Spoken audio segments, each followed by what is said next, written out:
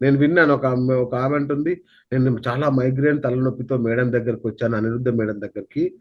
నన్ను అలా ధ్యానం చేపించారు కొన్ని ప్రక్రియల ద్వారా.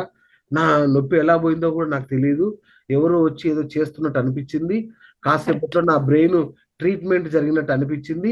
కట్ చేస్తే నా తలనొప్పి పోయింది అనేసరికి నాకు భయం వేసింది. ఏంటి వీళ్ళందరూ మరి సినిమా ఆర్టిస్ట్ లాగా మాట్లాడుతున్నారు, ఏంటబ్బా వీళ్ళు అనిపించింది నాకు.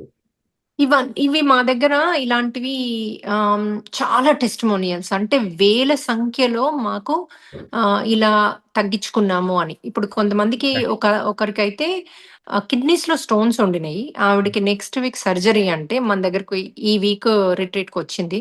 వచ్చాక తను నేను చెప్పాను, "మీరు సర్జరీ అయితే చేయించుకోకండి. ముందు టెస్ట్ చేయించుకోండి. ఒక రోజు ముందైనా. ఒకవేళ స్టోన్స్ ఉండవు. అన్నెసెసరీగా వాళ్ళు కట్ చేశాక లోపల స్టోన్స్ లేకపోతే మీకు అక్కడ కట్టింగ్ అన్నీ అయ్యాయి కదా! వేస్ట్ కదా అది." అవును. సో, అంటే అసలు ఇంట్లో ఒప్పుకోలేదంట. ఒప్పుకోకపోతే వాళ్ళకి తెలియకుండా ఆ హాస్పిటల్‌లో కూడా వాళ్ళు ఒప్పుకోలేదు. ఎందుకంటే, "నీకు మేము స్టోన్స్ చూసాము. ఖచ్చితంగా ఉన్నాయని." ఓకే. వేరే హాస్పిటల్‌కి పోయి హస్బెండ్‌కి తెలియకుండా వెళ్లి టెస్ట్ చేయించుకుంటే అందులో ఏమీ లేవనొచ్చింది. వావ్! సో, ఆవిడెళ్ళి మళ్ళీ ఈ హాస్పిటల్‌లో ఇవి చూపిచ్చి, "లేవు నేను చేయించుకోను" అని ఖచ్చితంగా అంటే, హ్మ్. అప్పుడు వాళ్ళు మళ్ళీ టెస్ట్ చేసి, "అవును నీకు లేవు" అని అది క్యాన్సెల్ చేశారు. ఇది మాకు ఈవెన్ క్యాన్సర్స్ కూడా హ్మ్. వాళ్ళక్కడ మొత్తం క్లిన్స్ చేసి హీల్ చేస్తున్నారు. ఓహ్! ఎందుకంటే ఆ నెగెటివ్ సెల్స్ అన్నిటిని కూడా క్లిన్స్ చేస్తున్నారు లోపల బాడీలో. ఓకే. సో, సర్జరీలు కూడా చేస్తున్నారు. So, okay. ఇలాంటి 3 వీక్స్‌లో మళ్ళీ వాళ్ళు నార్మల్ అవుతున్నారు. ఓకే. సో, ఇవన్నీ కీమోలు ఇవన్నీ గో త్రూ అయ్యే బదులు, ఓకే. ఒకసారి మా దగ్గర ట్రై చేయండి మీరు. అంటే ఓకే. మేమెప్పుడు కూడా ట్రీట్‌మెంట్‌ని ఆపమని చెప్పం. ఏ టాబ్లెట్స్‌ని ఆపమని చెప్పం. ఓకే. ఇప్పుడు వాళ్ళ దగ్గర వాళ్ళకున్న షుగరు, బ్లడ్ ప్రెషరు ఇవన్నీ రెగ్యులర్‌గా చేసే విధానాలు చేసుకుంటూ మా 3 రోజులలో గూడా టాబ్లెట్‌లు మానమని చెప్పము. వాళ్ళు చేసే డైట్ రెస్ట్రిక్షన్స్ మానమని చెప్పం. కానీ ఆ 3 రోజుల్లో కూర్చుంటే వాటన్నిటిలోంచి బయటపడుతున్నారు. ఇది మాకు బోలెడన్ని అంటే ఇప్పుడు మనం యాక్చువల్లీ థీసిస్ అని ఇప్పుడు అంటారు గదా! నువ్వు రీసెర్చ్ లాగా చేస్తే అవును. అది అవును. సైంటిఫికల్‌గా ప్రూవ్ అంటే ఏంటి? ఒక 100 మంది నాకయింది అంటే సైంటిఫిక్‌గా ప్రూవ్ అంతే గదా! కరెక్ట్. అంతే సో, గదా! ఇప్పుడు మనము పేపర్ వర్క్ స్టార్ట్ చేసాం. మనకిప్పుడు వచ్చే వాళ్ళందరూ కూడా యూఎస్‌లో ఉన్నవాళ్ళు కాదు. యూఎస్‌లో ఉన్న వాళ్ళందరూ ఆల్‌మోస్ట్ ఇంజినీర్స్ వాళ్ళు. అవును. వాళ్ళు కొంతమంది డాక్టర్స్ గూడా ఉన్నారు మన దాంట్లో. Okay. Even all over the world ఉన్నారు. వాళ్ళందరితో మనం ఏం జేపిస్తున్నాం ఇప్పుడు అంటే, ఈ థీసిస్ అంటే ఎవరికైతే నాకు తగ్గింది అన్నారో వాళ్ళని పేపర్ వర్క్ చేపిస్తున్నాం. తగ్గలేదు అన్న వాళ్ళని కూడా పేపర్ వర్క్ చేపిస్తున్నాం. ఓహ్! ఎవరికి తగ్గలేదు? మనకి ఏ రిట్రీట్స్‌కి రాలేదు. హ్మ్. మన క్లాసెస్ అప్పుడప్పుడు వింటున్నారు. కానీ కంప్లీట్‌గా ఫాలో అవ్వట్లేదు. కాదు మేడం, మనం చెప్పినవి రిట్రీట్‌కొచ్చి ఫాలో అవ్వట్లేదు. తగ్గలేదని చెప్పిన వాళ్ళన్నారా? ఆ! రిట్రీట్‌కొచ్చి కూడా మాకు తగ్గలేదు అని. రిట్రీట్‌కొచ్చి తగ్గలేదు అని ఎవరన్నారు అంటే, వాళ్ళు దీన్ని నమ్మకం లేదు. ఓహ్! అక్కడ కూర్చోలేదు. అంటే అసలందరూ 100% కూర్చుంటారు మన దాంట్లో. ఓకే. కానీ నమ్మకం లేదు. వాళ్ళు ఎవరొస్తారులే, చేస్తారులే కూర్చున్నంత సేపు గూడా నమ్మకంతో కూర్చొని వాళ్ళకు మాస్టర్స్ వాళ్ళ దగ్గరికి రాలేరు, హీల్ చేయలేరు. ఎందుకంటే మిమ్మల్ని అసలు మీ దగ్గరికి ఇట్లా టచ్ గూడా చేయలేరు వాళ్ళు. మీరు గనుక వాళ్ళని ఆహ్వానించి, "నేను మిమ్మల్ని నమ్ముతున్నాను. నేను పూర్తిగా సహాయ సహకారాలతో ఉంటాను నేను. నా బాడీకి మీరు నా రుగ్మతలు తగ్గిచ్చే అధికారం మీకిస్తున్నా." ఇప్పుడు డాక్టర్స్ అయినా మీకొచ్చి ఎట్లా సర్జరీ చేస్తారు సార్? నాకు చెయ్యు అని ఎళ్లి అడుగుతే తప్ప చెయ్యరు గదా! అవును. అవును. ఇక్కడ అంతే.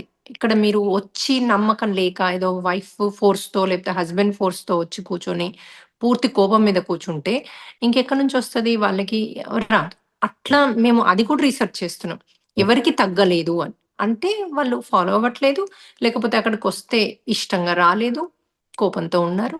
మన దగ్గరికి టీనేజర్స్ ఒస్తారు. చిన్న పిల్లలు 1 ఇయర్ ఓల్డ్ కిడ్ కూడా వచ్చి అక్కడ కూర్చుంటారు. ఏం అయ్యో! మాట్లాడకుండా, ఏడవకుండా పూర్తి మైమర్చిపోయి మెడిటేషన్‌లో కూడా కళ్ళు మూసుకొని పడుకొనుంటారు వాళ్ళు.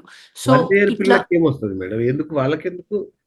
వాళ్ళ ఆత్మ కూడా శుద్ధవుతది గదా! ఆత్మ గదా! ఇది మనం చేయాల్సి ఓకే. వాళ్ళ శరీరం కూడా వాళ్ళకి కూడా ఏదన్నా ఉంటే రుగ్మతలు క్లెన్స్ అయిపోతాయి గదా! ఇంకా 1 ఇయర్ ఓల్డ్‌కి చాలా ఈజీ హీల్ జేయడం.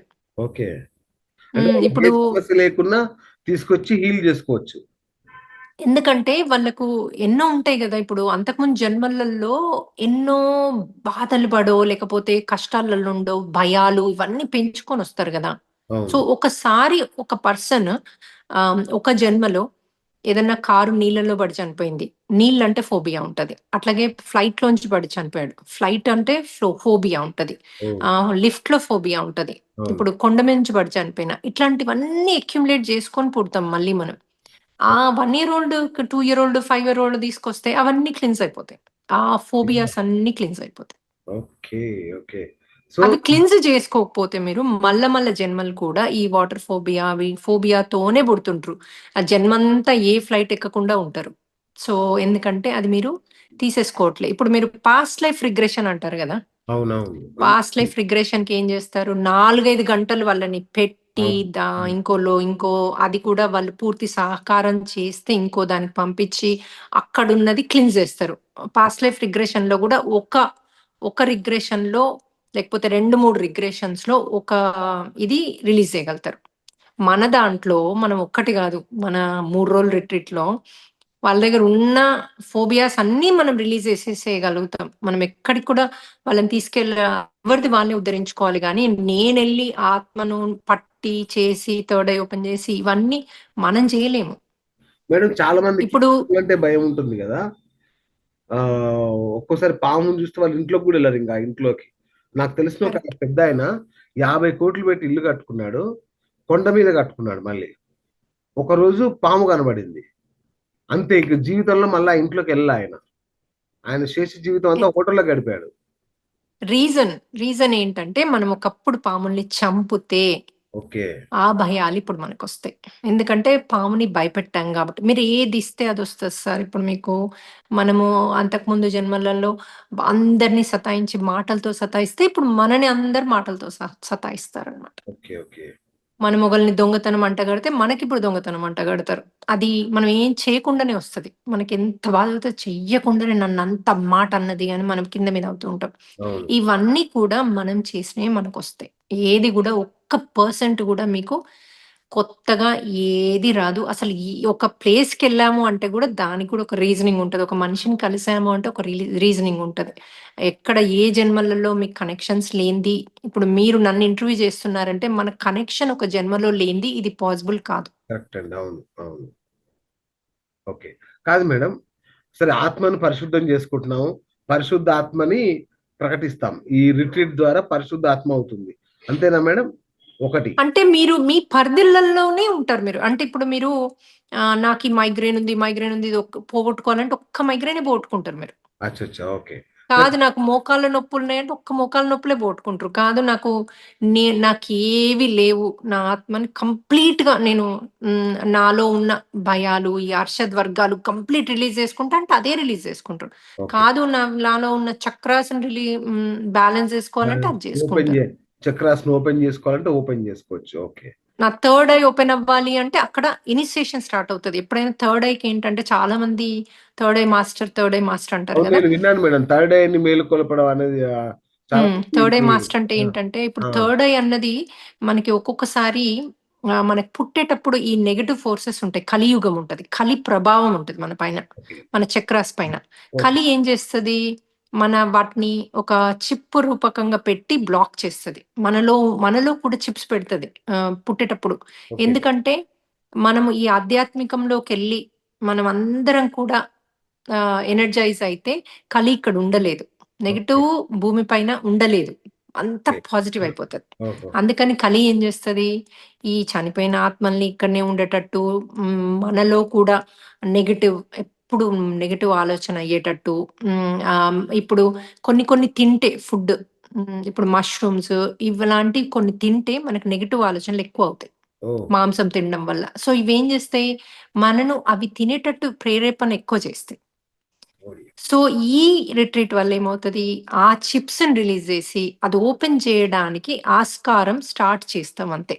ఓహ్! ఎందుకంటే మీకు సాధన వల్ల, ఇట్లాంటి రిట్రీట్స్ మళ్ళీ వెళ్ళడం వల్ల, ఎక్కువ ఎనర్జీస్ తీసుకోవడం వల్ల మీకు ఆటోమేటిక్‌గా మెల్లిగా ఓపెన్ అవుతా ఉంటది. థర్డ్ ఐ అన్నది ఇట్లా ఒక్కసారి ఓపెన్ చేస్తే మంచిది కాదు మనకి. ఓకే. సో, ఇప్పుడు కొన్ని ప్లేసులలో ఎన్నెన్నో లక్షలు లక్షలు తీసుకొని మీకు 30 రోజుల్లో ఓపెన్ చేస్తాం, 40 రోజుల్లో ఓపెన్ చేస్తామని రిట్రీట్స్ ఇస్తున్నారు. అది అస్సలు మంచిది కాదు. మనకు అట్లా చేయకూడదు. ఇది న్యాచురల్‌గా ఆటోమేటిక్‌గా మన ఎనర్జీస్ ఎక్కువైన కొద్దీ ఎవ్రీ టైమ్ రిట్రీట్ అటెండ్ అయిన కొద్దీ మెల్లిగా మనలో ఇంకెందుకంటే కింద చక్రాస్ అన్నీ ఓపెన్ అయితేనే థర్డ్ ఐ ఓపెన్ అవుతది. So, okay. మనము మెడిటేషన్ చేయడం వల్ల కింద చక్రాస్ ఓపెన్ అయిన కొద్దీ మనలో కాన్ఫిడెన్స్ పెరుగుతా ఉంటది. ఇప్పుడు మూడో చక్రం అనేది కాన్ఫిడెన్స్ పెరిగేది. మనలో ఆత్మ అంటే భయాలన్నీ రిలీజ్ చేసేసి ఒకలాంటి ధైర్యాన్ని పెంచుతది. ఓకే. ఇప్పుడు కొంతమంది చూడండి లీడర్స్ వాళ్ళు ఎంతో ఉన్నతిని తీసుకొచ్చారు. ఎందుకో వాళ్ళలో ధైర్యం ఉంది గాబట్టే వాళ్ళు ముందుకెళ్లారు. ఏది పట్టించుకోకుండా ముందుకెళ్లారు. మనకు భయాలుంటే ఏంటి? అమ్మో! ఇది చేస్తే అదవుద్దేమో, నా పదవి ఊడుతదేమో, ఇలాంటి భయాలతో ముందుకెళ్ళినప్పుడు మనం ఏ పని చెయ్యలేం. మనము అంటే సొసైటీలో మార్పుని తీసుకురాలేం. ఓకే. సొసైటీలో ఇప్పుడు 100 ఏండ్ల కింద మన కాన్స్టిట్యూషన్ రాయబడింది. రైట్? వాటెవర్ 40 ఏండ్ల కిందనో, 50 ఏండ్ల కిందనో. ఇప్పుడు మనము ఎంతో మార్పు 21st సెంచరీ వచ్చింది. అవును. కానీ కాన్స్టిట్యూషన్‌ని చేంజ్ చేయాలి. ఎవరు చేంజ్ చేస్తున్నారు? అదే అంటరాని వాళ్ళకే ఇప్పుడు కూడా రిజర్వేషన్స్. వాళ్ళకి ఎన్నో, ఎన్నో జనరేషన్స్ వాళ్ళకి ఆల్రెడీ బెనిఫిట్ అయింది.